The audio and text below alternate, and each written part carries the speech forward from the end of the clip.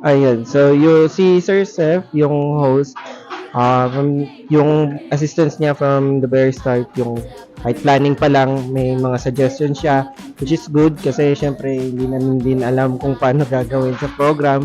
Tapos yung sa mismong event, sobrang energetic ni Sir, highly recommended. Kahit yung mahihiyaing bisita, napagaw niya, napag, napasama niya sa event. So, yun. Ito. All goods. Good. Thank you po. Tapos yun sa coordinator, syempre, sobrang okay nung araw. Nung dumating talagang inasikaso na kagad kami, inabisuhan na kagad kami, yung mga dapat na iginayak na din, lahat ng pag-a-assist. Pag kada lalabas, andun kagad yung maliit na ventilador. Sobrang alaga nung coordinator natin.